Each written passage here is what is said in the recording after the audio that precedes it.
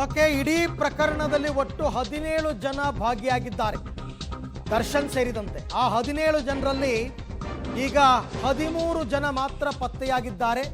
ಇನ್ನೂ 4 ಜನ ನಾಪತ್ತೆಯಾಗಿದ್ದಾರೆ. ಅವರನ್ನು ಕೂಡ ಈಗ ಅರೆಸ್ಟ್ ಮಾಡಬೇಕು, ಹುಡುಕ್ತಾ ಇದ್ದಾರೆ. ದರ್ಶನ್ ಸೇರಿದಂತೆ 17 ಜನ ಭಾಗಿ, ಒಟ್ಟು 17 ಜನ.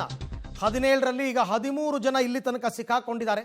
ಇನ್ನು 4 ಜನ ಸಿಕ್ಕಿಲ್ಲ. ಅದರಲ್ಲೇನೋ ಒಬ್ಳು ಮಹಿಳೆ ಕೂಡ ಇದ್ದಾಳೆ, ಅನು ಅಂತ ಅಂದ್ಬಿಟ್ಟು ಅಂತ ಹೇಳ್ತಾ ಇದ್ದಾರೆ. ಅದರ ಜೊತೆಗೆ ಇನ್ನೂ ಕೂಡ 3 ಜನ ಹೆಸರುಗಳು ಗೊತ್ತಿದೆ, ಬಟ್ ಅವ್ರು ಯಾರೂ ಕೂಡ ಪೊಲೀಸರಿಗೆ ಸಿಕ್ಕಿಲ್ಲ. ಈ ಬಗ್ಗೆ ಮತ್ತಷ್ಟು ಮಾಹಿತಿ ನನ್ನ ಕೊಲೀಗ್ ಮುರಳೀಧರ್ ಅವರಿಂದ ಪಡ್ಕೊಳ್ಳೋಣ. ಮುರಳಿ, ಈ ಉಳಿದಿರೋ 4 ಜನ ಯಾರು, ಇವರ ಪಾತ್ರ ಏನು? ಅರವಿಂದ್, ಏನಂದ್ರೆ ಪ್ರಮುಖವಾಗಿ ಇನ್ನೂ ಉಳಿದಂತ 4 ಜನ ಆರೋಪಿಗಳೇನಿದ್ದಾರೆ, 4 ಜನ ಆರೋಪಿಗಳ ಪೈಕಿ ಒಬ್ಬರು ಮಹಿಳೆ ಇದ್ದಾರೆ, ಅನು ಅನ್ನೋರು ಅನ್ನೋದ್ರ ಬಗ್ಗೆ ಈಗ ಮಾಹಿತಿಗಳು ಸಿಗ್ತಾ ಇರೋಂಥದ್ದು. ಅನು, ಜಗದೀಶ್ ಅಲಿಯಾಸ್ ಜಗ್ಗ, ರವಿ ಮತ್ತು ರಾಜ, ಇವರ ಪಾತ್ರಗಳೇನು ಅನ್ನೋದ್ರ ಬಗ್ಗೆ ಪೊಲೀಸರು ಅವರ ಬಂಧನಕ್ಕೆ ಒಳಪಡಿಸಿದ ಬಳಿಕ ಮಾಹಿತಿಗಳನ್ನು ತಿಳ್ಕೊಳ್ಬೇಕಾಗುತ್ತೆ. ಯಾಕಂದ್ರೆ ಶೆಡ್ನಲ್ಲಿ ಜಾಗವನ್ನು ಕೊಟ್ಟಂಥವ್ರು ಮತ್ತೆ ಆ ಮನೆಯನ್ನ ಅಂದ್ರೆ ಶೆಡ್ನಲ್ಲಿ ರಕ್ತವನ್ನ ಕ್ಲೀನ್ ಮಾಡಿದಂಥವ್ರು ಯಾರ್ಯಾರು ಇದ್ದಾರಾ ಏನು ಅನ್ನೋದ್ರ ಬಗ್ಗೆನೂ ಕೂಡ ತಿಳ್ಕೊಳ್ಬೇಕಾಗಿರೋಂಥದ್ದು.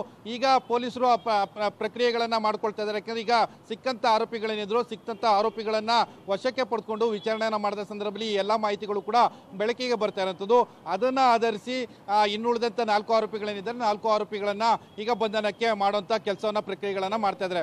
ಇನ್ನೊಂದು ಆಶ್ಚರ್ಯ ಮತ್ತು ಕುತೂಹಲ ಅಂದ್ರೆ ಅನು ಅನ್ನೋರು ಯಾರು, ಮತ್ತೊಬ್ಬ ಮಹಿಳಾ ಆರೋಪಿ ಯಾರು ಅನ್ನೋದ್ರ ಬಗ್ಗೆ ಈಗ ಪೊಲೀಸರು ಒಂದು ಕನ್ಫರ್ಮೇಶನ್ ಅನ್ನ ಕೊಡಬೇಕಾಗತ್ತೆ. ಅವರು ಬಂಧನದ ಬಳಿಕ ಅವರ ಪಾತ್ರ ಏನು ಈ ಕೊಲೆಯಲ್ಲಿ ಮತ್ತು ಅವರು ಯಾವ ವಿಚಾರಕ್ಕಾಗಿ ಈ ಪ್ರಕರಣದಲ್ಲಿ ಇನ್ವಾಲ್ವ್ ಆಗಿದ್ದಾರೆ ಅನ್ನೋದ್ರ ಬಗ್ಗೆ ಕೂಡ ಮಾಹಿತಿಗಳು ಬಹಿರಂಗ ಆಗಬೇಕಾಗಿರುವಂತದ್ದು. ಅರವಿಂದ್, ಓಕೆ, ಥ್ಯಾಂಕ್ ಯು ತಮ್ಮ ಎಲ್ಲ ಮಾಹಿತಿಗೆ ಮುರಳಿ. ಒಟ್ಟಾರೆ ಈಗ ಪ್ರಕರಣದಲ್ಲಿ 17 ಜನ ಆರೋಪಿಗಳು, ಇನ್ನೂ 4 ಜನರ ಪತ್ತೆಗೆ ಬಲೆ ಬೀಸಿದ್ದಾರೆ.